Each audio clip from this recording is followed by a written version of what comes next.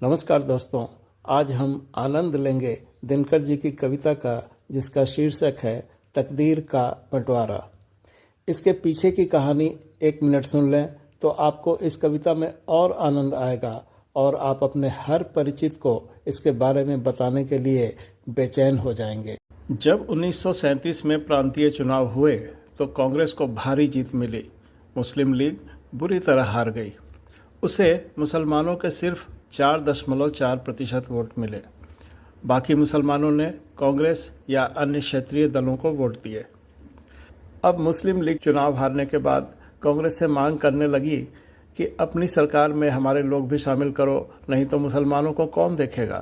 कांग्रेस बोली, बहुमत हमें मिल गया है, हम साझा सरकार क्यों बनाएं। तब जिन्ना ने ठान लिया कि अपना देश अलग बनाएंगे। दिनकर सोचने लगे, अभी देश दुश्मनों के हाथों में है, लेकिन उसमें अपने अपने हिस्से को लेकर दो भाई ऐसे लड़ने लगे कि दुश्मन से ही लड़ना भूल गए।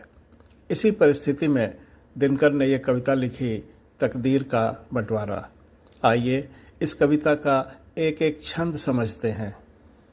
है बंधी तकदीर जलती डार से, आशियां को छोड़ उड़ जाऊं कहाँ। वेदना मन की सही जाती नहीं, यह जहर लेकिन उगल आऊं कहाँ। यहाँ कवि स्वयं को एक ऐसे पक्षी के रूप में देख रहा है जिसका घोंसला जिस डाल पर बना है उस डाल में आग लग गई है। वह अपने घोंसले को छोड़े या आग में जले, ऐसी दुविधा है। वह अपनी मन की बात को अगर मन में दबा ले तो वो जहर निगलने जैसा होगा, और इतनी कड़वी बात अगर कह दे तो सुनने वालों के कान में जहर उड़ेलने जैसा होगा। पापिनी कह जीभ काटी जाएगी, आँख देखी बात जो मुँह से कहूँ। हड्डियाँ जल जाएंगी मन मार कर, जीभ थामे मौन भी कैसे रहूँ। भावार्थ ये है, मैं अपने ही धर्म के खिलाफ बोलूँ तो मेरी जीभ पापिन कह के काट ली जाएगी, लेकिन अगर मैं बिना कुछ कहे जीवन बिता दूं तो मृत्यु के बाद जलते समय मेरी हड्डियों को भी दुख होता रहेगा कि मैं चुप क्यों रहा। तान कर भौहें कड़कना छोड़कर, मेघ बर्फी सा पिघल सकता नहीं। शौक हो जिनको जलें वे प्रेम से, मैं कभी चुपचाप जल सकता नहीं। कवि कहता है, मैं अपनी प्रकृति के विपरीत नहीं जा सकता। मेरा स्वभाव है भौहें तान कर कड़क आवाज़ में गलत चीज़ों का विरोध करना। मैं बादल और बर्फ़ी के जैसा पिघल कर अपने को और नरम नहीं बना सकता। मैं वो कवि नहीं जो केवल प्रेम में जलें और जब अत्याचार देखें तो बिना कुछ बोले सिर्फ अंदर से जलते रहें। बांसुरी जन्मी तुम्हारी गोद में, देश माँ रोने रुलाने के लिए। दौड़ कर आगे समय की मांग पर, जीभ क्या गर्दन कटाने के लिए। दिनकर यहाँ कह रहे हैं कि उनकी कविताएं या बांसुरी रूपी स्वर देश माँ की गोद में पैदा हुई हैं, यानी भारतीय मिट्टी से जन्मी हैं। लेकिन वे केवल मनोरंजन या मधुरता के लिए नहीं बनी। वे जन्मी हैं दुख व्यक्त करने के लिए, असमानता और अन्याय पर रोने के लिए, और साथ साथ देशवासियों को रुलाकर जगा देने के लिए। यह रोने रुलाने का अर्थ जागृति और संवेदनशीलता भी है। कवि का मानना है कि जब तक मनुष्य दुख को महसूस नहीं करता तब तक वह परिवर्तन के लिए प्रेरित नहीं होता। इसलिए कविता को पहले हृदय को झकझोरना होता है। जिंदगी दौड़ी नई संसार में, खून में सबके रवानी और हैं, लेकिन हमारी किस्मतें आज भी अपनी कहानी और है। कवि कहता है कि पूरी दुनिया परिवर्तनों और क्रांतियों के दौर से गुजर रही है, लेकिन एक हम लोग हैं कि अपनी गुलामी में ही जी रहे हैं और इससे निकलने के रास्ते नहीं जाकर अपने स्वार्थ के रास्ते जा रहे हैं। हाथ की जिसकी कड़ी टूटी नहीं, पाँव में जिसके अभी जंजीर है। बांटने को हाय तौली जा रही, बेहया उस कौम की तकदीर है। जो देश अभी गुलामी में है, जिसके हाथों में हथकड़ी और पाँवों में जंजीर है, उसे आज़ाद होने के बाद जो सौभाग्य मिलेगा, उस सौभाग्य के अभी से ही हिस्से तोले जा रहे हैं। इतना भी सब्र नहीं कि पहले इसके हाथों की हथकड़ी और पाँवों की जंजीर खोल दे।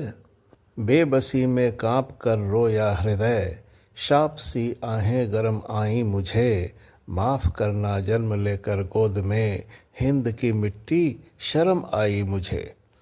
इस देश के संकट के सामने अपने को बेबस पाकर मेरे मुंह से गरम आहें निकल रही हैं, जैसे मैं कोई शाप दे रहा हूँ। ऐ भारत की मिट्टी, मुझे माफ़ करना कि तुम्हारी गोद में जन्म लेने का अब मुझे गर्व न होकर इस पर शर्म आ रही है। गुदड़ियों में एक मुट्ठी हड्डियाँ, मोती सी गम की मलिन लकीर सी, कौम की तकदीर हैरत से भरी, देखती टुक टुक खड़ी तस्वीर सी। देश उस बूढ़ी जर्जर काया जैसा हो गया है जिसका पूरा मांस गल चुका है। सिर्फ थोड़ी सी हड्डियां ही बची हैं जो फटे कपड़ों से ढकी हैं। ये हड्डियां भी गलकर इतनी पतली हो चुकी हैं जितनी एक मौती यानी मौत वाले घर के व्यक्ति के चेहरे पर दुख की पतली लकीर होती है।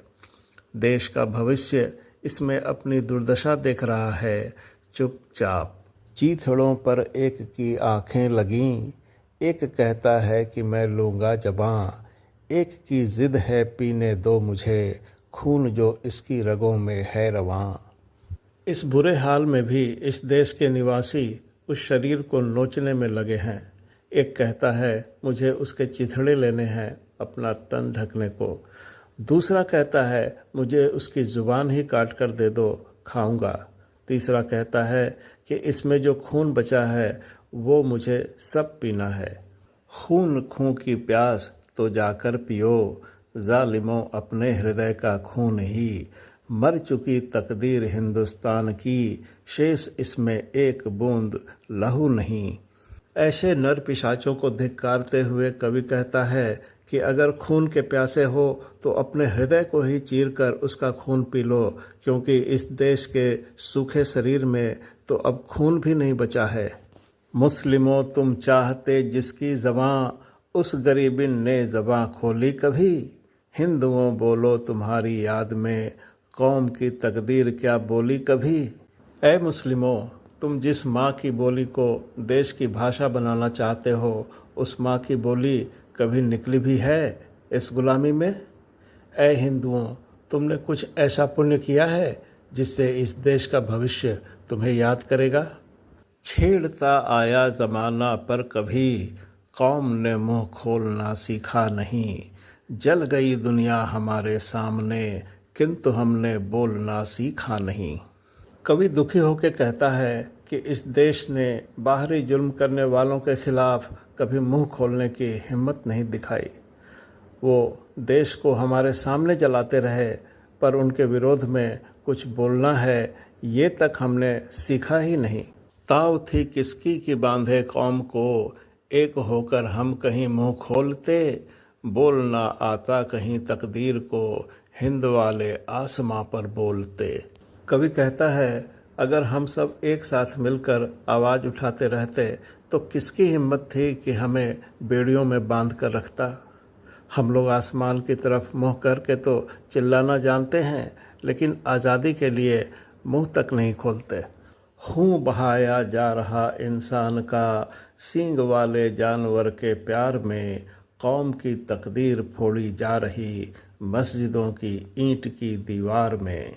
कवि कहता है हिंदुओं को उकसाने के लिए अंग्रेज सींग वाले जानवर की हत्या करके फेंक देता है और हिंदू उस जानवर के प्यार में नफरती होकर मनुष्यों को मारने लगते हैं। मस्जिदों की दीवारों के अंदर जो नफरती बातें हो रही हैं उनसे देश का भविष्य आहत हो रहा है। सूझता आगे न कोई पंथ है घनी गफलत घटा छाई हुई, नौजवानों कौम के तुम हो कहाँ, नाश की देखो घड़ी आई हुई। अंत में कवि अपने आप को उस मुसाफिर के रूप में देखता है जिसे अपनी स्वतंत्रता रूपी मंजिल का रास्ता नहीं दिख रहा, क्योंकि आंखों पर भ्रम का अंधेरा छाया है। अब नई पीढ़ी से जो अभी तक इन द्वेषों से अछूती है और जो ऊर्जावान है, वो आह्वान करता है कि तुम आओ और देश को इस संकट की घड़ी से निकालो। दोस्तों, इस वीडियो को देखने के लिए आपका बहुत बहुत धन्यवाद। उम्मीद करता हूँ ये वीडियो आपको पसंद आया होगा।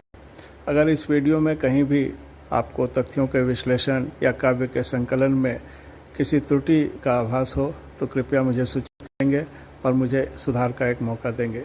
धन्यवाद। नमस्कार।